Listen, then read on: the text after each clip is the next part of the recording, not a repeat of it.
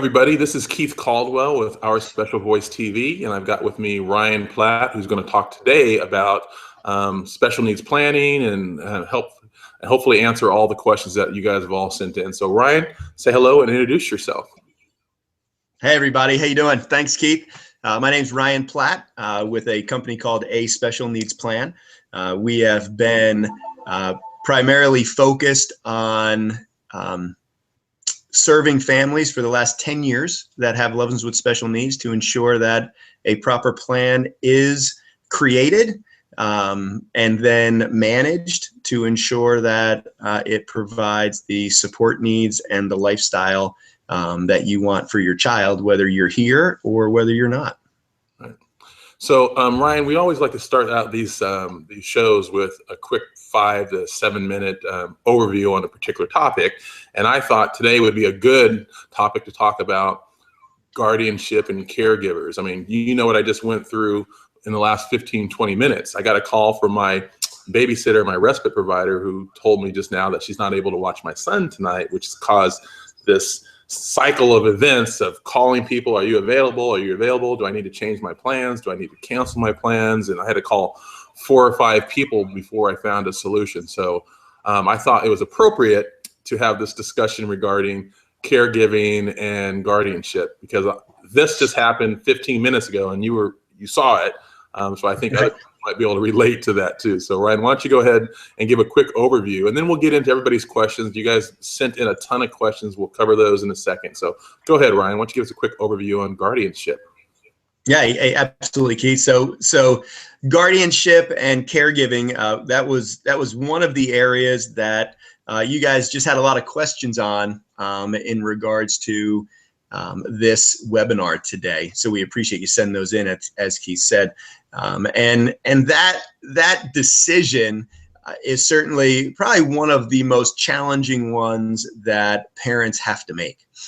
Because it's that decision that says, okay, who's going to care for my child as well as I do? And unfortunately, the answer to that question is probably ringing around in your head, and it probably says nobody. And that very well may be the case. And so what we have to do is figure out who might be the next best people to be able to provide that caregiving and that kind of support. One of the questions that you guys sent in, which was great, talked about, I think one of them was, what if I don't have a person who can solely take care of my son? Do I have a committee of people to care for him? And what does that committee look like? How can I determine who those people are? And so when we think about that, one of the things that we've created for our families who are, having a struggle with that decision, with who those people are going to be, is what we've done is created what we call a guardian selection tool, which really ranks different people in 10 different criteria area, as well as organizations that may be available. There are organizations that will provide guardianship services for families. If you don't have anybody in your family that you think would have the ability to provide that kind of support and be that guardian. And so that selection tool, that ranking, allows you to really kind of objectively determine who might be best. Or who might be best to be part of that committee, right? Maybe there's not one person that you think, or that is kind of stepping up to say, yeah, I'll take that entire responsibility myself. But maybe you have, multiple siblings, or you have a friend, or you have a niece and a nephew that are like, yeah, I want to be involved, but I'm not sure I can be the only person. Right. So absolutely, you can kind of create that committee of people, that village, to determine, what does that look like to provide that support. It's depending on your individual situation, your individual family situation, you can really, design that in a lot of ways. When you're not here and you want that caregiving to happen. And so it's just one of those things where you have to talk through it depending on your family situation, and then determine the best way to effectively implement whatever makes sense for you guys, whether it's one individual that could be that next guardian, whether it's an organization that maybe fits a little bit better, or whether it's a kind of, like that individual asked on the question, or it's like a committee of folks who can be involved in your child's support and in their caregiving. Excellent. Ryan, as I went through that whole guardian selection tool thing, it was very informative for me to realize, okay, I didn't really have an ideal candidate. I mean, some might be super strong in one area, but not so strong in others. I mean, like my brother, I was using an example. He's been a single person his whole life, but he knows my son really well. But on the other hand, he's been single, and as all parents who are on this call know, it's not about you when you have a child. It's not about you, it's about your child. And someone who's been single and used to being, selfish and worrying about himself, all of a sudden he's got to take somebody else's thing. I said, well, maybe he's not a great candidate for that. And then my sister is too far away. And then I said, do I have any friends? It really, when we walked through that process, you and I, that was really like, wow, I don't really have options. I need to look at some other things, and you helped me walk through some of those ideas. So let me go and pull up a couple questions that we've got from the audience. And like I tell everybody, feel free to ask your questions in the chat room over here, and I'll get to those as we come. So, how to choose a guardian if family members are not willing? Someone asked that. Is that one you want to tackle for right now? Sure. I mean, one of the things there, if family members are not willing, I think we really, I think we need to say, okay, where do we live? How old is our child at that point? Are they already an adult? Are they a minor? And what organizations are available to be that guardian in your area? And then we kind of walk through, that guardian selection tool, and actually have those organizations kind of, sift through those 10 different criteria. And really use that tool for that purpose. So a little bit of research on the front end, depending on the area you live in. Are there what they call corporate guardians that do that work? Who are they? How much experience do they have? And what is the cost to that? Obviously, that always comes into play as well.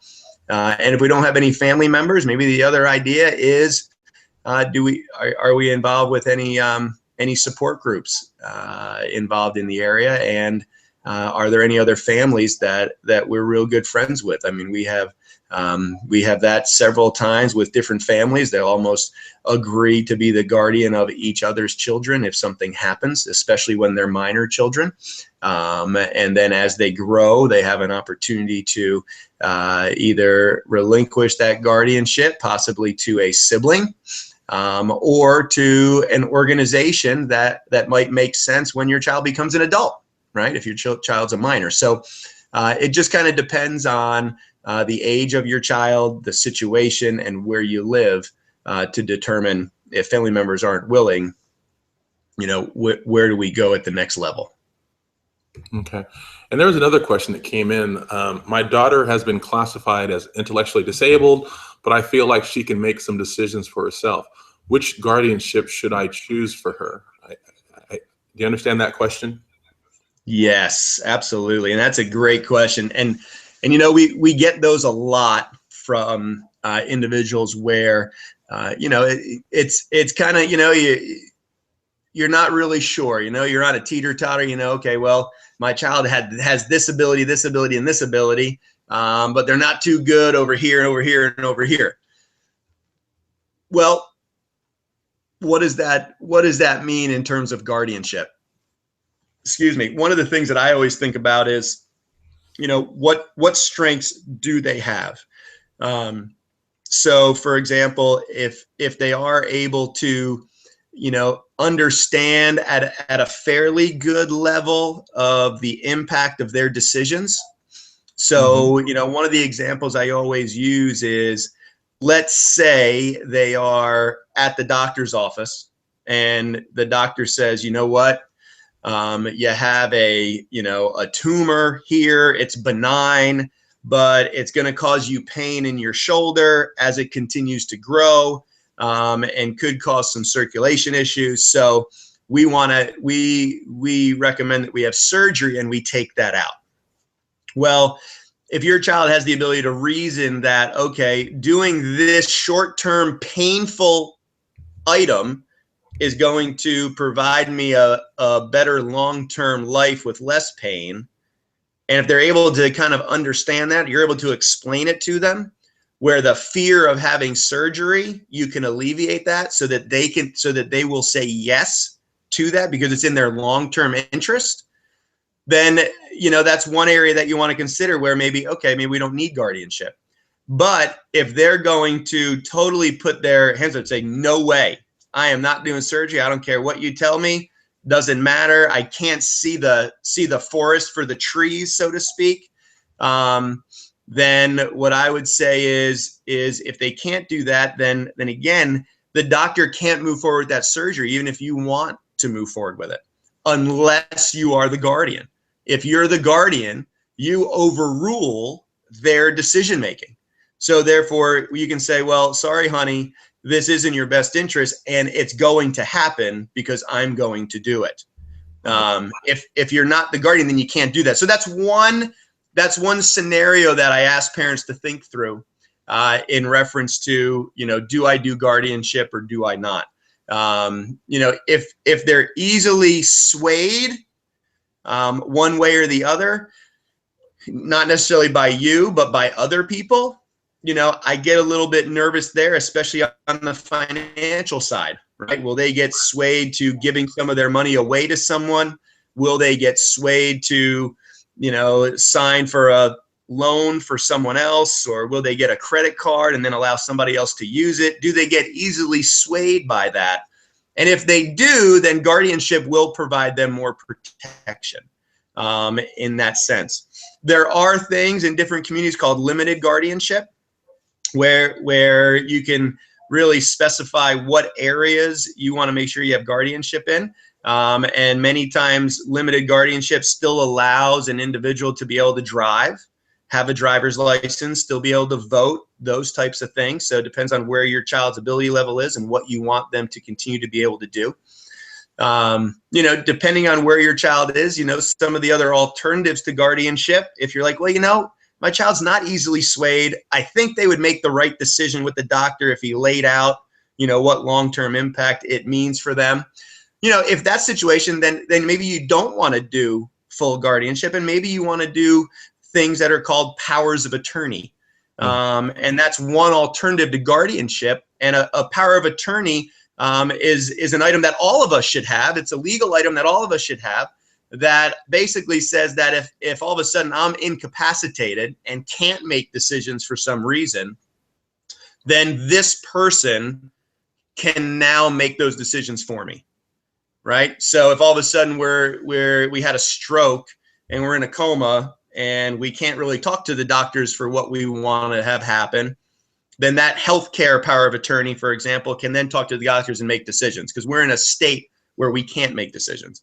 Financial power of attorney, same thing, right? As long as we have ability and faculty, then the power of attorney doesn't come into play, because we can make those decisions ourselves. So it doesn't give you as much reach as guardianship does, right? Because guardianship means you're in control and whatever you says goes. Power of attorney does not offer that much control or authority, but it offers at least a backup system. If your child does have those abilities and you feel like they can still make pretty good decisions, but it allows you to step in if all of a sudden something happens and they're not able to make decisions anymore. All right. Now, I'm going to combine these two questions. There's a question is, my son is almost 18, and I need to understand the guardianship process. I'm going to combine it with, when do you get started on it? So I know parents want to know, is it like a year-long process? Is it a 2-year-long process? Is it a 1-day process? How soon, or when should they start doing that? Yeah, I mean, I always tell folks, start that process about 6 months before their 18th birthday.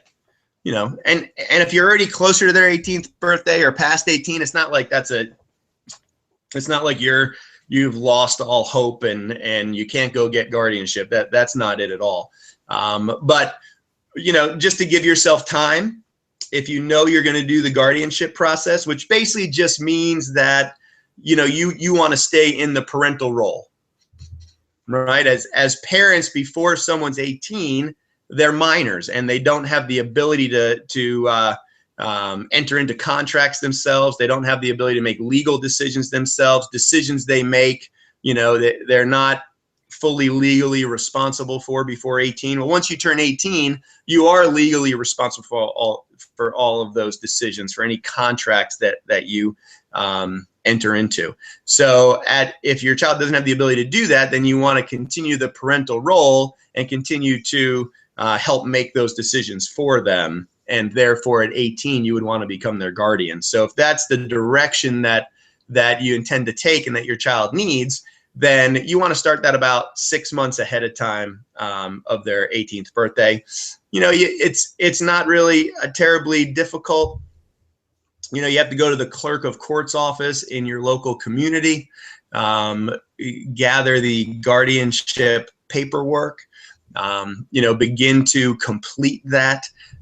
Depending on your child's diagnosis will depend on how much paperwork you need to bring with you, so that, you know, the clerk of courts and the judge can agree with you that your child needs to have a guardian, right? Because that is a court-appointed position. So they have to agree that your child does not have the capacity to make those decisions themselves and that you should be the guardian. So some of that material, again, depending on the diagnosis, you know, will be doctor's records. It will be a copy of the IEP. You know, will be maybe a psychologist report as well. So it kind of depends on the diagnosis. That there are some diagnoses that are, and I am not recalling what they actually call it.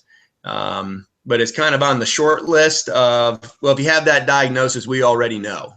Right.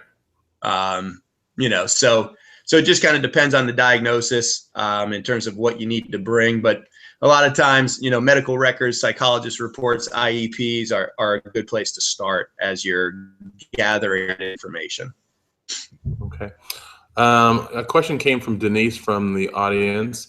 Can you start the guardianship at 15 if you know your child absolutely needs a guardian? Can you start earlier, essentially? Or does it make any sense? Yeah, it really doesn't put you in any better of a position to start at 15 because you have to wait anyway. So if they change the paperwork in that 2.5-year time frame, you have to go back and get it again. Okay. All right. I think we have addressed guardianship pretty sufficiently, and we did a poll, Ryan, when you were talking about what people wanted to see us to cover next time, and overwhelmingly they want us to take a look at special needs trust. So I think for right now we'll move to questions relating to special needs trust. Not that we're not going to do a webinar for special needs trust, but we're going to just address some of those questions right now. So why don't we start here? Why would a special needs trust be important for an adult brother on SSA and SSI when the sister has a financial wherewithal to provide for supplemental nursing home care when the time comes? What do you think about that one? I think that's a good question. I would say that in general, one of the main reasons to have a special needs trust is to continue qualifications for those Medicaid benefits and SSI benefits. Again, you know, the SSA benefits may be a benefit that is coming from the adult brother's parents, especially if the adult brother's parents are already retired. You know, he would all of a sudden, if he was disabled before the age of 22, receive part of their Social Security retirement benefit. And so depending on how much income he's earning from there, he's going to still qualify for SSI. It sounds like he still gets some of that. So he's still on Medicaid.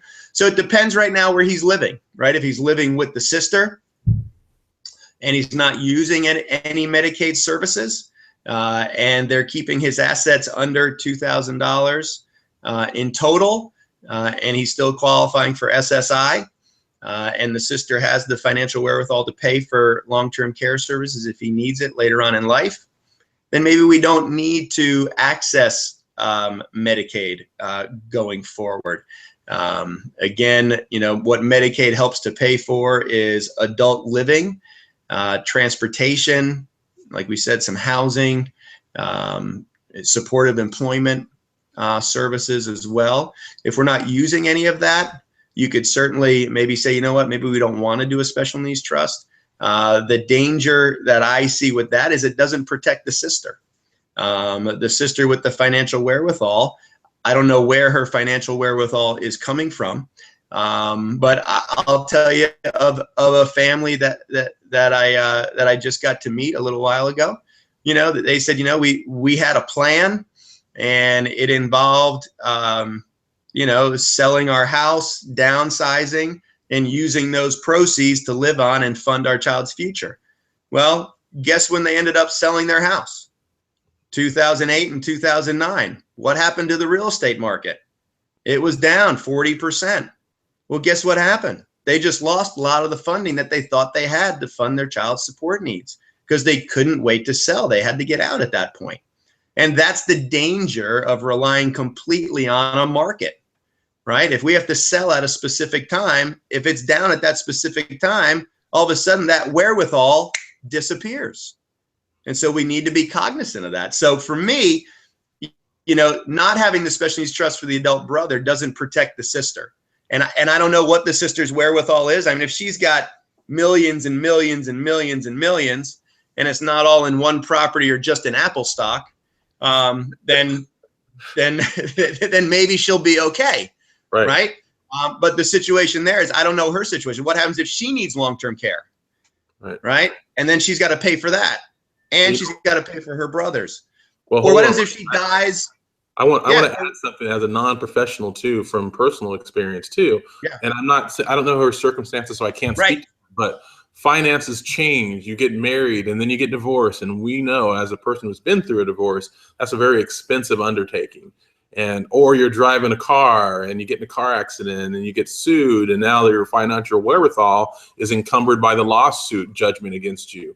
So all kinds of things. So you would want, it's great that she has a financial wherewithal to take care of. I'm not negating that. I'm just saying that it's a tenuous thing, and it's best to have a structure in place, I would imagine, that allows other options and other ways for funding to come to your child. So that's all I think you're saying, right? Yeah, absolutely. Those two things are perfect. The other one is, what happens if the sister dies before he does? Where do her assets go? Does she have a family that she needs to take care of? Does she have her kids she needs to take care of? Does she have a husband she needs to take care of? Or is she and then who's gonna be in charge of making sure that money goes for her brother? It just seems to me that there would be more protection, not only for her brother, but also for her and those assets, to have a special needs trust for her brother. And then if something happens to her before her brother, she could always have a portion of her assets fund that trust. And what that does is that protects the dollars, because, depending on, if her brother needs long-term care and where they provide that long-term care, Medicaid may pay for almost all of it that way, instead of having to use any of her financial wherewithal, to do that. So, so the special needs trust can provide a lot of protection, for both parties and both sets of families, depending on the situation. It's I always feel like some of these questions are really hard to answer. Just because you don't really know. It depends, don't you, Ryan? Right. It definitely depends. I'm not quite, and this is, I hope I don't get sued for saying this. I'm not quite like Susie Orman and Dave Ramsey. I'm not just going to give, this is what you should do after hearing 10 seconds of somebody's life. I think that is malpractice. So I wouldn't do that. A general theme is coming across here I wanted to address. I think it's going to answer quite a few questions. Could you address the question, Ryan, of what kinds of things could you use, what kind of things does a special needs trust pay for? What kind of distributions are qualified distributions? And do you need a special needs trust if you have an ABLE account? I know we've covered that in other webinars to a degree, but maybe you can give a quick snapshot to those two answers. I think we'd address some of those. And Debbie, I will get to your question in un momento. That was my attempt at Spanish, by the way. There you go. Very nice. Very nice. Muy bien. Muy bien. Yeah. Let's get back to there. Yeah. Well, because that's about it. So ABLE Act, Special Needs Trust, distributions of special needs trusts. There are special needs trusts are very unique legal tools that have to be written in a certain way in order to qualify as a special needs trust. So those assets are not your child's assets or your brother's assets. And so it's not counted as a resource for them in qualifying for some of those government benefits. But just as you mentioned, Keith, they have to be, have to come out or be used once the money's in there, distributed the right way in order to continue to qualify, right? One of those things is, you know, any money that you distribute right to the beneficiary's hands, like you just give cash from the special needs trust to your child, that's gonna count as an income source to them. So one of those rules is you have to pay the vendor or service provider themselves, right? Right. So if you go to Best Buy and need a DVD player or a smart TV or whatever it is, you know, you don't want to give the money to the beneficiary of the special needs trust, your loved one, to go buy. You want to just pay Best Buy right away, right? If we need an attorney for something, you pay the attorney. If you need to buy a pair of shoes, you go to the shoe store and you know, pay the shoe store directly. You don't ever want to feed that money through the beneficiary, else that could be a problem. There are certain kinds of shelter and food that we shouldn't use special needs trust money for, because that's really what government benefit money is supposed to be used for. And when we think about the ABLE Act, you know, the ABLE Act certainly is a wonderful passage of legislation where actually Republicans and Democrats actually voted together. What? Right, holy mac, right? Yeah, exactly. What? They did what? You know, and so to me, that was almost the best thing of the ABLE Act is, goodness gracious, they could finally do something and pass something that at least they all agreed on. And maybe for that, but this isn't a political show either. So yes, let's move on from that topic. Yeah, let's keep moving on from that. But we're going to talk about religion next. No, I'm just kidding. I'm just and so the ABLE Act is a great tool again, and we've talked a number of webinars about this, but we don't know exactly what the final framework, I guess is a good word, that is going to be. Hopefully that'll be out in the next month or two, because it's getting really close. You know, right now, the differences with what's called a third-party special needs trust, which is set up by parents with parents' money. You know, it has very clear differences from an ABLE Act. So right now, an ABLE Act has a annual contribution limit, and it follows the gift tax exclusion amount in the tax code. For 2015, that was $14,000. So that's the maximum amount that you can put into that account is $14,000. The other piece of it is when the account value gets up to $100,000, then SSI is suspended, which SSI is supplemental security income. And so that's a monthly income that, as long as your child qualifies, will continue to receive for their life. Well, if they have an ABLE account and it gets above $100,000, that SSI would be suspended. The other piece of the ABLE Act right now that's a part of it, and we'll see if all these things continue to be a part of it, is there's also a payback provision to Medicaid, which means that if there's money left in that account when your child passes away, then Medicaid will basically calculate the cost of the services they provided your child over their lifetime, or over the lifetime of them having the ABLE account, and they will get paid back first out of that money. right? So if there was 50,000 in the ABLE account and they decided, hey, we paid for $1 million worth of services for your child over their life, well, they're going to take the 50 grand, right? Now, if you have a third party special needs trust, very important, third party is very important there, meaning it was funded by grandparents, parents, aunts, uncles, anybody except your child. And I know that might sound weird to a lot of us, but you know, if there was ever a lawsuit or a settlement that benefited your child, that can't go to a third party trust. It goes to a different type of special needs trust. So we're just talking about third party, meaning parents' money, grandparents' money. You know, there are the rules of that trust are much more flexible in the respect of those three areas. There's no annual contribution limit. So you could fund it with $1 million at one moment. The second piece of that, there's no account value limit in terms of SSI being suspended, right? So you could have $3 million in there and SSI, that income would continue for your child. If that third party trust is designed correctly, there's also no payback to Medicaid at your child's death.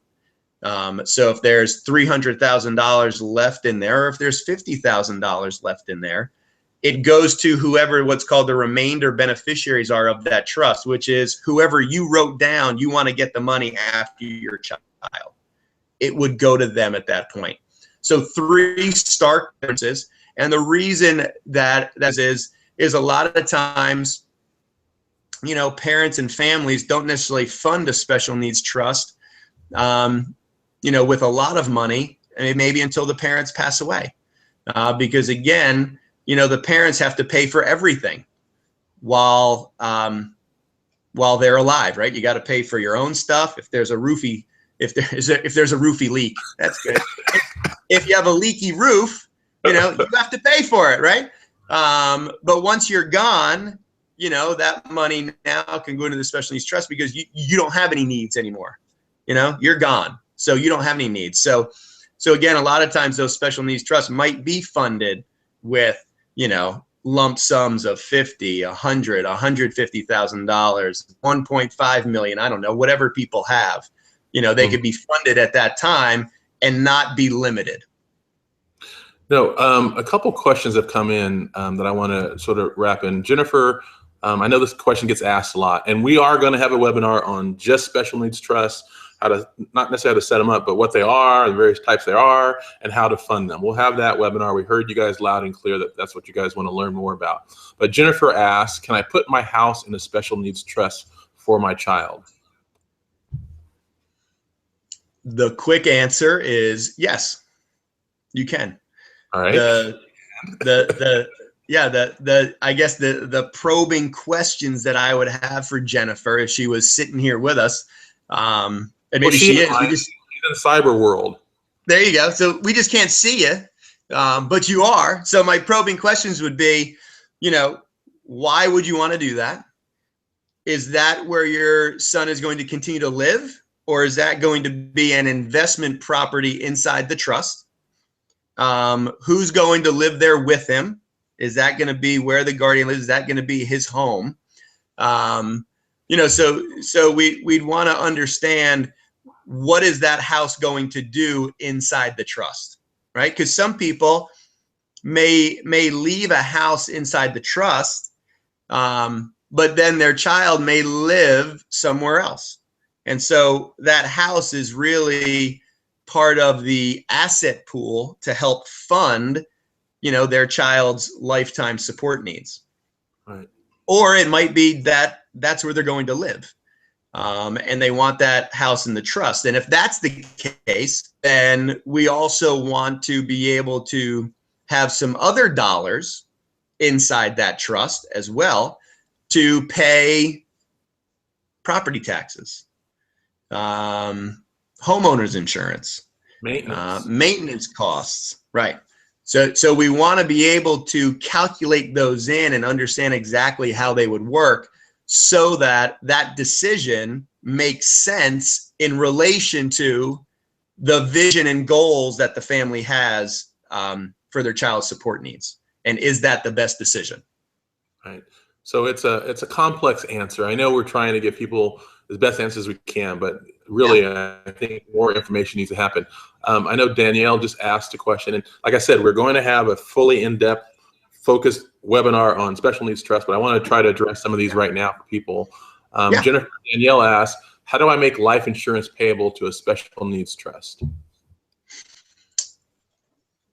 By one line. Excuse me. It's called the beneficiary designation. So there are certain assets that move by what's called a beneficiary designation. And those assets are life insurance, 401k, right? A retirement plan, and any retirement plan, right? So 403bs, IRAs, Roth IRAs, possibly even a pension plan, depending on how it works if you have one.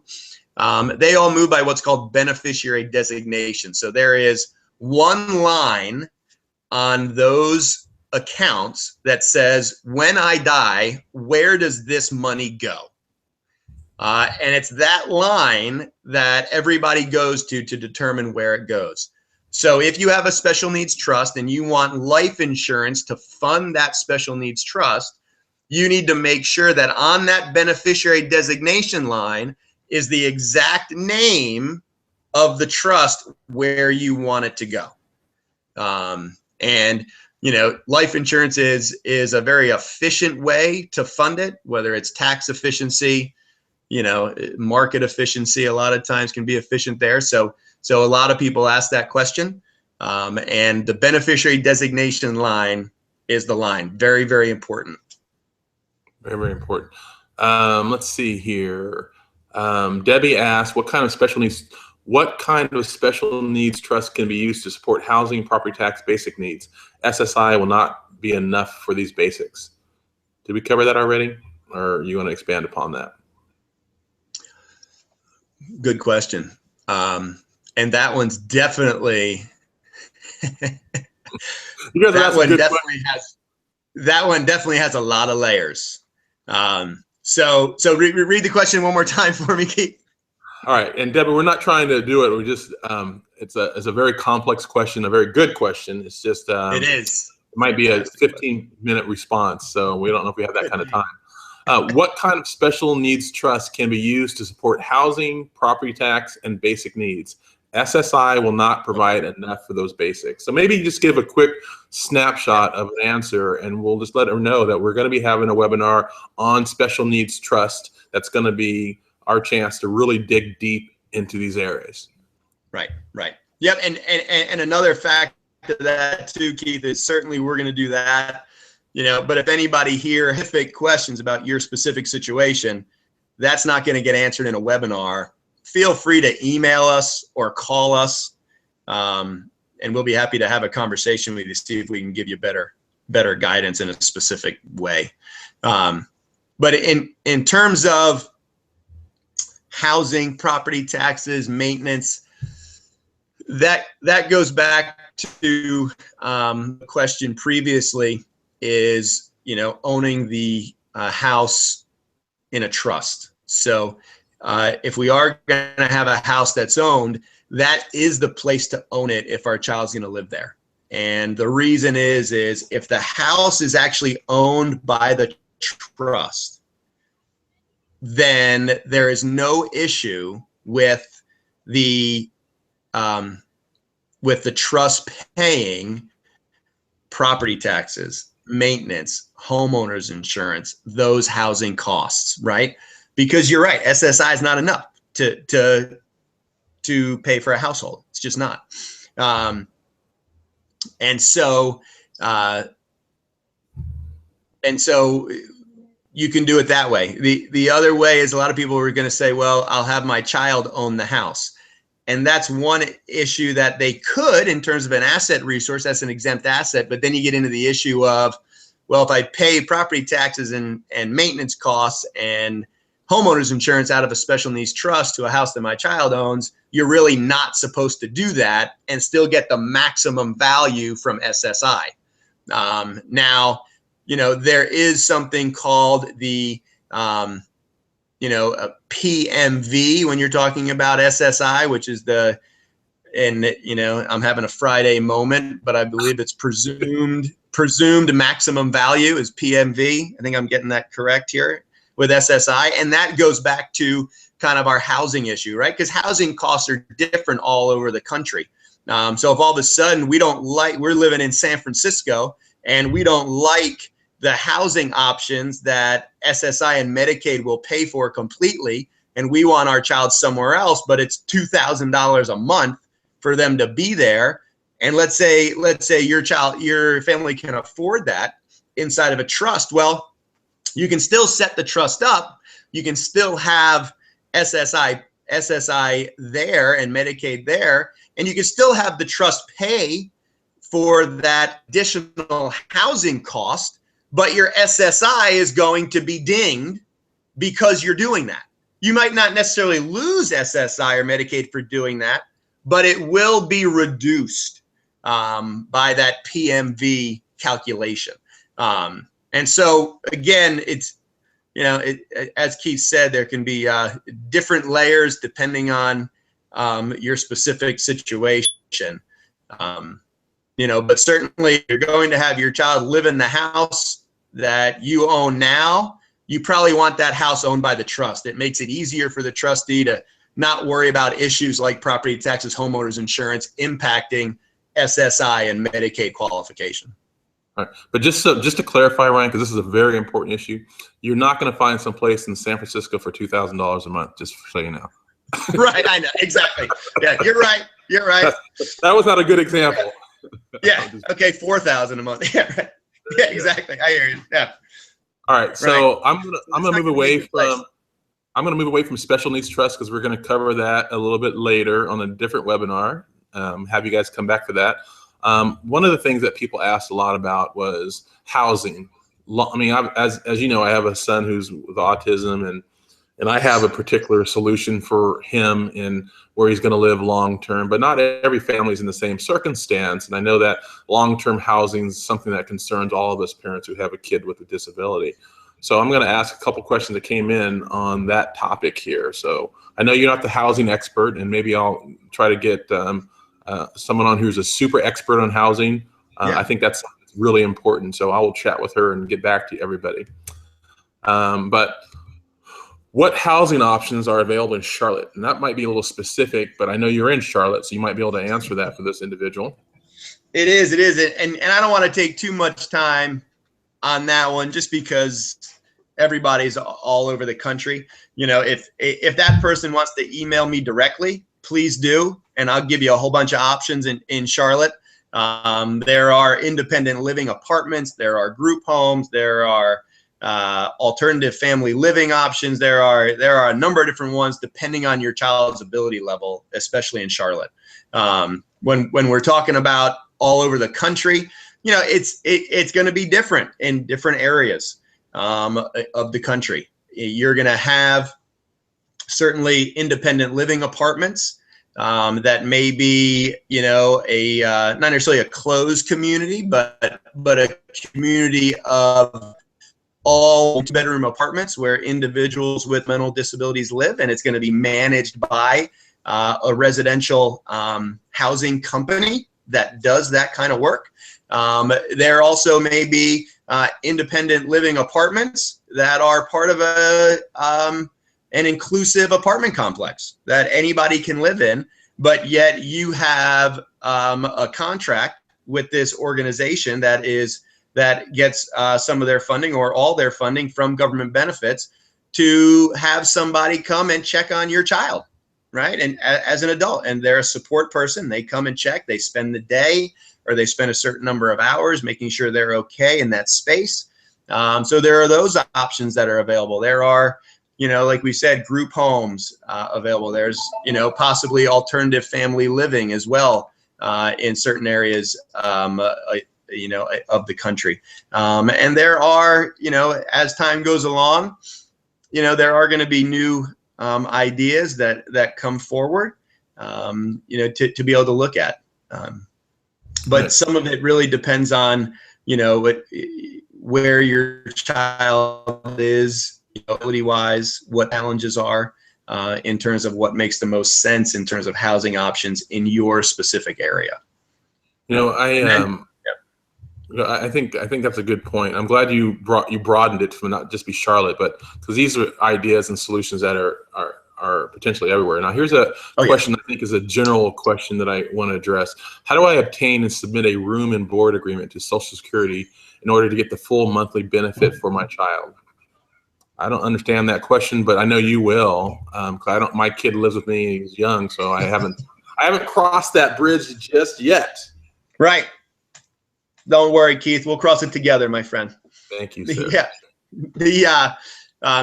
So usually at 18, is another, not only guardianship, but also that's kind of when we go into the adult system of Medicaid and SSI.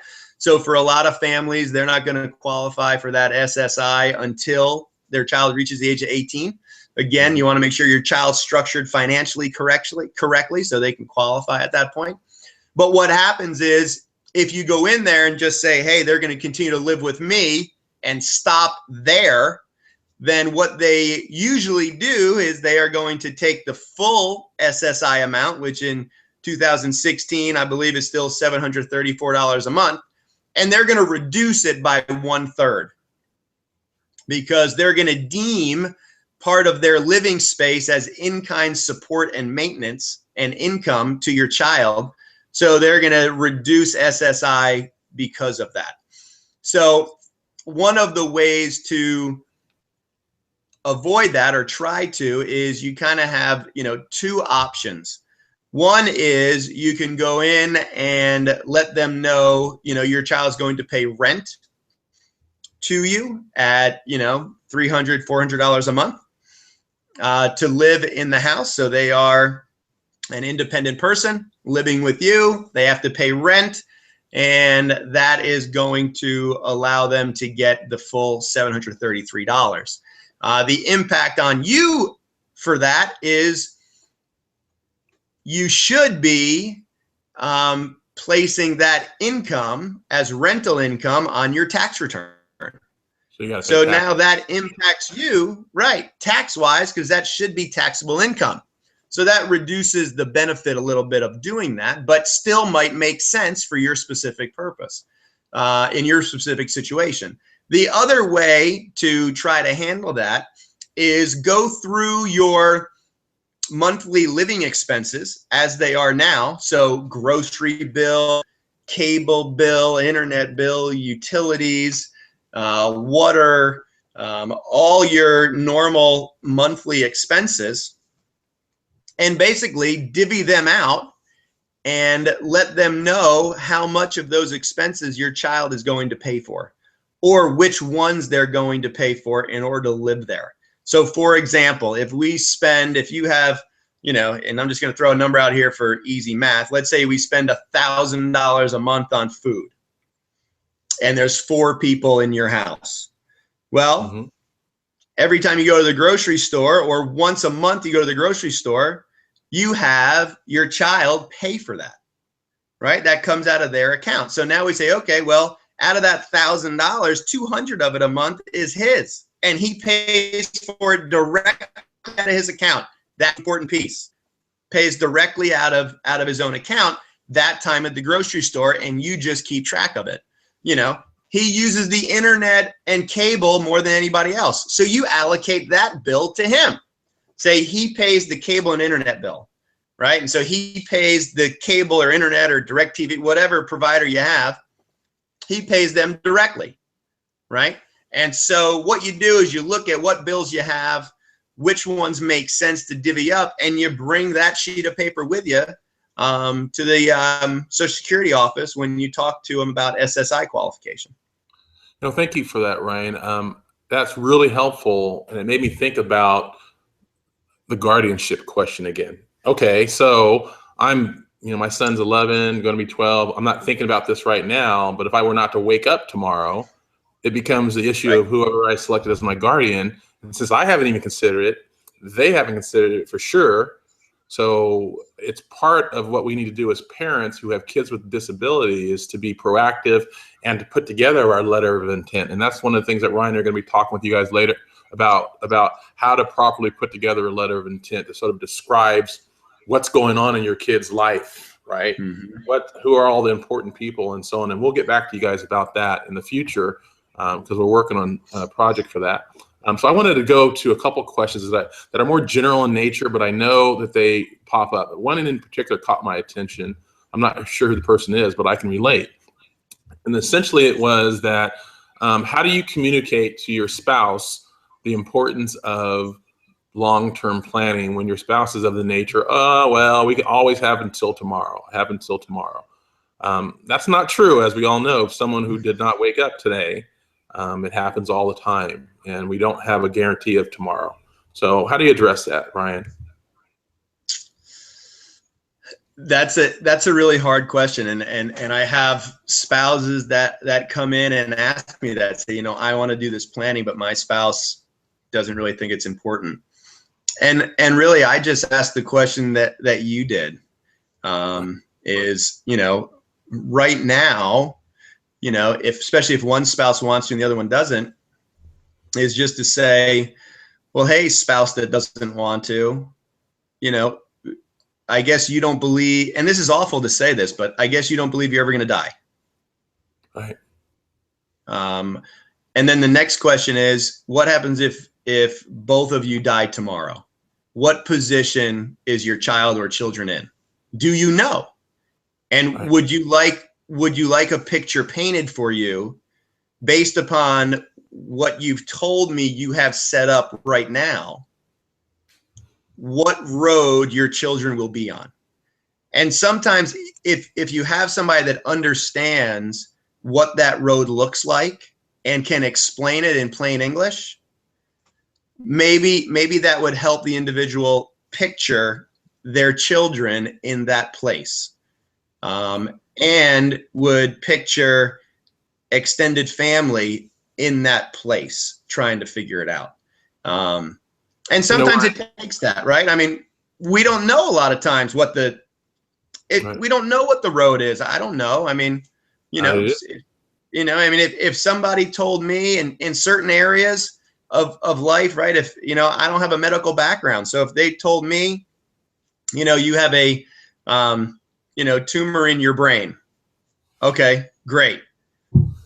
I have no idea what to do with that other than it's a tumor in my brain, right? Well, if I just leave it there, describe to me the road that is going to be my life, right? If I take it out, describe to me the road that will most likely be my life, right? And so in this area, that's a lot of things what parents ask me to do is, well, educate me on what the road looks like if we don't do anything and what it could look like if we do, right? And then you have somebody that knows the road that can tell you, okay, well, if you don't do anything based on what you have done right now, this is what will happen. Ryan, and then it's just a decision. This is how you and I met, is that 2 years ago, 1.5 years ago, whenever it was, I woke up in a sweat in the middle of the night, like, oh my gosh, what if I didn't wake up tonight? What's going to happen to my kid? And since I'm a single person, I was able to make those decisions myself and to help put together a plan. But it was that, I don't have an idea what's going on, that caused me to reach out to Ryan and other professionals about topics relating to this. So to the lady or person who asked the question about that, painting a picture. I have a friend in college who had a brain aneurysm at age 30-something years old. Totally unexpected. She lived, but now she can't get any life insurance. She doesn't qualify for a lot of things. So their financial situation is totally changed. No one expects a 30-something-year-old to have a brain aneurysm, right? But she did, and she lived. So I'm not trying to do it, but sometimes you need to paint a picture that's realistic, right? And if it's not you, who is it, right? Because one day we're going to be gone, and our children are going to be here to fend for themselves. And we have to step up and stand up for them. So I know it's a tough situation, and I don't know your personal situation, but paint the picture of what it's going to look like for your child if you do nothing, because tomorrow is not promised. So anyhow, let me move on and get off my soapbox, but it's too important of an issue. I just think about my son fending the world on his own without me doing taking any time to plan for him. And I just wasn't willing to do that. Right. And here's a quick question. Again, and just really quickly to that person, if your spouse is willing, certainly, if you want to schedule a 45-minute hour phone call where we're all three on the line together, maybe I can help paint that picture so he can see it, and then at least he can make an education. That's all. I mean, whatever he wants to do, or she. Right. Let's see. Here's a quick, easy question, because I know we're approaching the hour and we're a lot longer than we normally would be, but I see most of the viewers are still on, so clearly they're getting some good information. So I apologize if it's going longer than what you want, but I want to make sure we get as many questions answered as possible. How long can a child with a disability remain on the parent's health insurance? Hopefully that's a quick response, Ryan. I laid it up for you. Yeah, at least till 26, but most likely long. I have two siblings with special needs. How can I take care of them when my parents are gone? So I imagine this is a person who does not have a disability. She has two brothers and sisters who have disabilities. So her parents are still alive, and now she's worried about, what do I need to do, right? These aren't quick answers, I can imagine, but I'll let you go ahead and do it since you're the expert. I mean, we've heard that over the last 3 years for sure, more and more, with siblings calling us and saying, hey, I need to come in and meet because I need to get my parents in there because I'm the one that is going to be taking care of everybody, and I don't think they have everything put together or anything put together. And so what I would say is, first, just communicate your concern. And I know it's hard to do. You need a quiet space to do it. But I would communicate your concern to your parents. We have parents who are in their 70s and 80s, and parents who are in their 30s and 40s. And I'm telling you that we had one situation where, one of the children was guardian and everything was working well. Caregiver, and all of a sudden she came to her mom and said, Mom, I don't know if I can do this, on a daily basis. We're at the tail end of our career. We're going to travel. We do that, right? You want to live your life, right? Well, that was a gift for her to tell her mom, because now we can take that and we can plan for that, right? Ahead of time. Right, so it was a gift that she, and the sibling who asked the question, amazingly courageous and brave for that woman to do that, because that was really hard for her to come and tell her mom that, because her mom was pretty upset about it, right? And so what I would say is communicate very clearly what you think you can do and what you can't do, and also you need to be really direct. And this is where families sometimes need a third party to help umpire this conversation, right? Because a lot of times parents don't want to tell you what they have financially or this or that done. Well, in this situation, that's not acceptable, because you're going to be in charge of making sure your brother and sister or your siblings are okay, not only on a daily basis, but probably financially too. And you need to understand exactly what that looks like. And that's an unacceptable thing for parents not to share with someone that they think is going to be the next support person and caregiver. And I'm very clear in telling parents that you cannot not tell your other kids what this plan is, because they're going to be responsible. And you don't tell them, and you don't make sure there's enough financially plan for that, they're going to have to spend the college money they were planning on sending your grandkids to college on child's needs, and that's not fair. Ryan, we're having some audio issues, but I think I can summarize what you just said so eloquently and with passion. The bottom Yeah, line sorry. is Got a little that's an excited about that. unacceptable, a totally unacceptable answer from a parent. And I know from my own situation that my mom would be very uncomfortable talking about her finances, right?